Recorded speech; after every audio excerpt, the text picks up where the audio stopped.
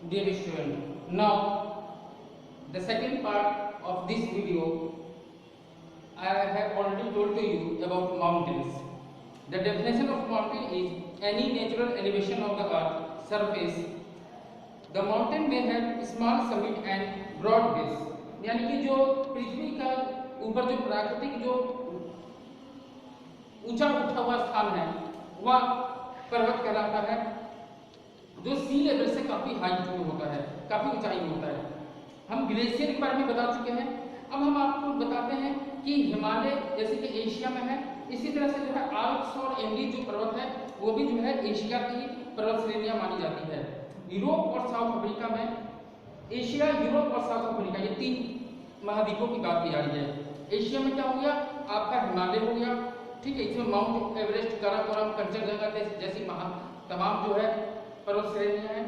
इसी तरह से यूरोप और साउथ अफ्रीका में जो है आल्प्स और एंडीज पर्वत हैं। The mountains are three types. अब ये माउंटेन जो है आपके थ्री टाइप्स के हो गए। पहला है आपका फोल्ड माउंटेन, ठीक है, या तो फोल्ड माउंटेन हो गया, then block mountain, and after that volcanic mountain. Fold mountain को हम वलित पर्वत कहते हैं, जो वलन से जिसका निर्माण हुआ है, जिसमें मोड़ होते हैं। ब्लॉक माउंटेन यानी कि जो है, जो ब्लॉक माउंटेन जो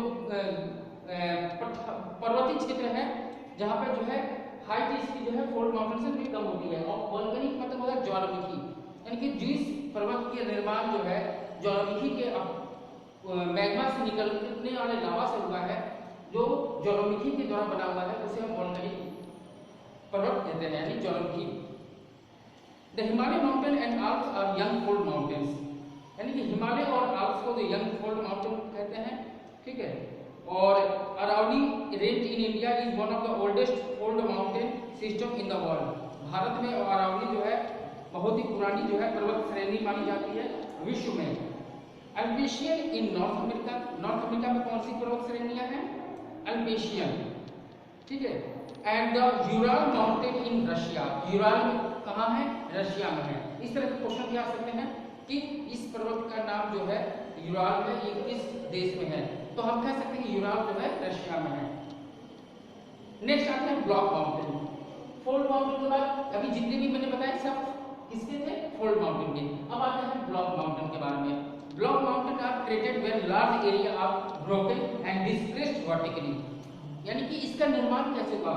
ये फोल्ड माउंटेन से थोड़ा सा हाइट की कम होती है, इसका निर्माण कैसे हुआ? तो when large area are broken, बहुत बड़ा क्षेत्र जो है वह जब टूट जाता है और वह एक स्थान से दूसरे स्थान वर्टिकली जो है डिस्प्लेस हो जाता है, तो उसे हम ब्लॉक माउंटेन कहते हैं।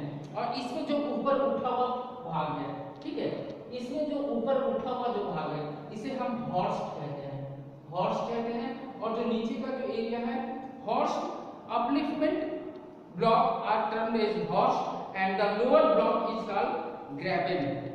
और जो नीचे का एरिया है इसे हम ग्रेबन कहते हैं। ये ब्लॉक माउंटेन का जो है आपका बताया गया है कि ब्लॉक माउंटेन जो है बहुत बड़े क्षेत्र के टूटने से बना है, इसका निर्माण हुआ है। इसमें ऊपर उठा हुआ भाग क्या है? हॉर्स कहलाता है, और नीचे का जो भाग है ये ग्रेबन कहलाता है, ठीक है। नेक्स्ट आते हैं volcanic mountain. Kilimanjaro in Africa, Africa में किलिमंजारो है, ठीक है। वोल्केनिक यानी अफ्रीका में किलिमंजारो है और फ्यूजियामा जापान में है। ये एग्जांपल है वोल्केनिक के, जो ज्वालामुखी से इनका निर्माण हुआ है। माउंटेन्स जो है हमारे लिए बहुत ही यूजफुल हैं, ठीक है। वो ठंडी हवाओं को जो है, या अगर देखा जाए हिमालय तो साइबेरियन विंड्स या जो मध्य एशिया से जो पवनें आती है या रशिया से जो पवनें आती है वो ठंडी हवा को रोकती है और हमें जो शीतलहर से बचाती है। माउंटेन समझने इसलिए हेल्पफुल है क्योंकि जो अरेबियन सी और बे ऑफ बंगाल से जो मानसून जो विंड्स चलती हैं वो हिमालय से टकराकर जो है पूरे भारत में जो है नॉर्दर्न इंडिया में खासकर बारिश करती है, ठीक है।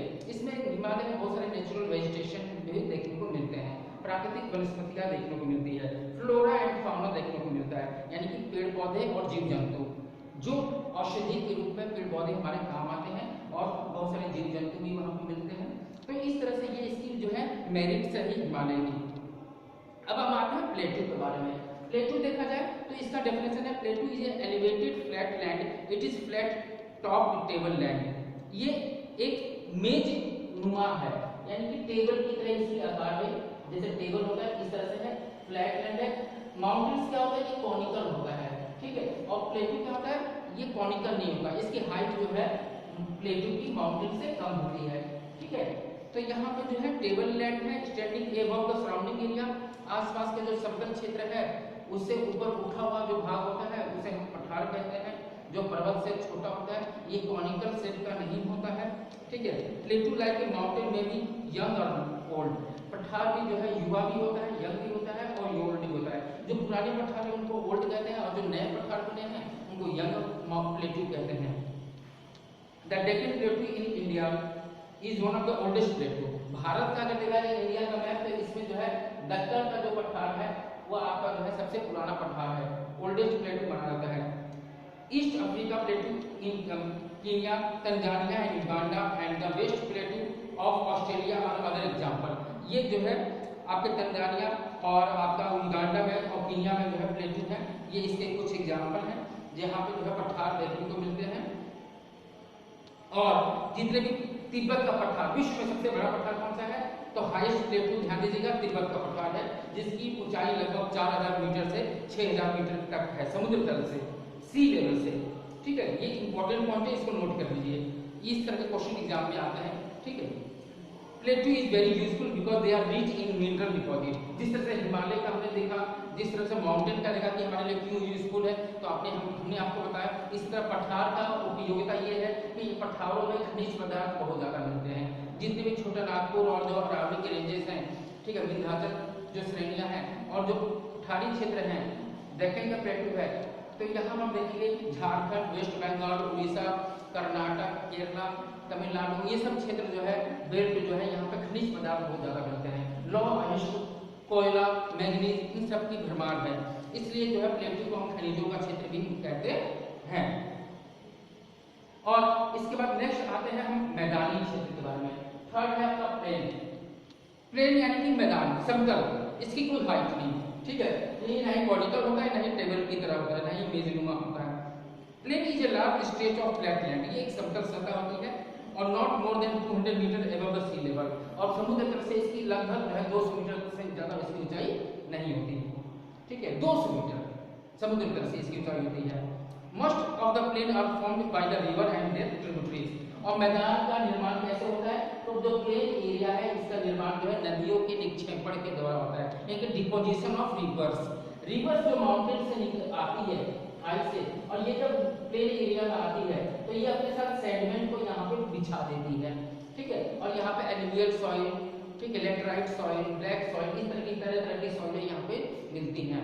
तो क्योंकि ये डिपोजिशन से बना हुआ है, डिपोजिशन मैंने जमाव से, नदियों के द्वारा जो अवसाद लाए जाते हैं, जो कीचड़, जो मिट्टी लाई जाती है काट के, वो आकर प्लेन एरिया में इसकी स्पीड कम हो जाती है और यहाँ पे एक लेयर बिछा देती है, ठीक है, जिसे हम जो है अलग अलग तरह की सॉइल के नाम से जानते हैं। और मैक्सिमम जो वर्ल्ड की जो मैक्सिमम जो जनसंख्या है वो नदियों के किनारे ही है। इंडिया में देखा जाए तो यूपी, बिहार, बंगाल, ये सब जो क्षेत्र है बहुत डेंसली पॉपुलेटेड एरिया है। क्यों? फ्लैट लैंड है, वेस्ट एलुवियल सॉइल है, further cultivation of crops, industrial area है, ये सब ठीक है। तो इसलिए जो है यहाँ पर जनसंख्या बहुत ज़्यादा देखने को मिलती है। भारत में गंगा, ब्रह्मपुत्र, जो सिंधु नदियाँ हैं, वो तीनों नदियाँ हिमालय से निकलती हैं, जिससे गंगा और ब्रह्मपुत्र जो है अपने साथ सेगमेंट लाकर उत्तर प्रदेश, बिहार, बंगाल, ये सब जो नॉर्दर्न इंडिया है, पंजाब, हरियाणा, यहाँ पे बिछा देती है, ठीक है, एक लेयर बिछा देती है, जिसे हम जो है एलुवियल सॉइल के नाम से जानते हैं।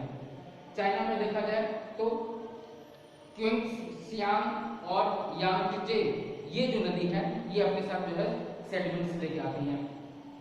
और इसके जो है बेनिफिट हमने बता ही दिया कि एग्रीकल्चर के लिए बहुत बेनिफिट है। ये फ्लैट जो प्लेन लैंड है, ये एग्रीकल्चर है, कृषि की जा सकती है, यहाँ इंडस्ट्री लगाई जा सकती है, यहाँ रेलवे नेटवर्क अच्छे से बिछाया जा सकता है। तो इस तरह से यहाँ पर पॉपुलेशन की संख्या ज़्यादा देखने को मिलती है। अब लास्ट टॉपिक है land form and the people, यानी कि स्थल कृतियाँ और लोग। तो यहाँ पे देखेंगे तरह तरह के लैंड फॉर्म्स हैं, माउंटेन हो गया, प्लेटू हो गया, प्लेन हो गया। तो यहाँ पे जो है लोग अपने उसी के अनुसार अपने जो है खान पान, रहन सहन, अपना जो है रहने का जो तरीका है वह उसी के अनुसार ढाल लेते हैं। ठीक है। तो कश्मीर में से लेकर कन्याकुमारी, अरुणाचल प्रदेश से लेकर आपका गुजरात तक आप जाएंगे तो अलग अलग तरह के लोग मिलेंगे, क्योंकि वहाँ की जो क्लाइमेटिक कंडीशन होगा, जो वहाँ का लैंडफॉर्म स्ट्रक्चर होगा, उसी के अनुसार लोग वहाँ पे रहते हैं। और इस तरह से जो हम देख सकते हैं कि how many ways use the land and water. We use land in wasteful manner, for example constructing of house and on a fertile land. हमें इनका सदुपयोग करना चाहिए, इसका जो है वेस्टफुल तरीके से इसका इस्तेमाल नहीं करना चाहिए। हम देखे हैं कि उत्तर भारत में कई सारे अलुवियल सॉइल है जहाँ पर खेती की जा सकती है, अच्छी फर्टाइल सॉइल है, वहाँ पर लोग जो है कंस्ट्रक्शन करते हैं, घर बना लेते हैं, ठीक है। तो जो अनफर्टाइल सॉइल है वहाँ पर आप घर बनाइए, जो फर्टाइल सॉइल है, जो उपजाऊ मिट्टी है एलुवियल सॉइल जैसे, तो वहाँ पे आप खेती कीजिए।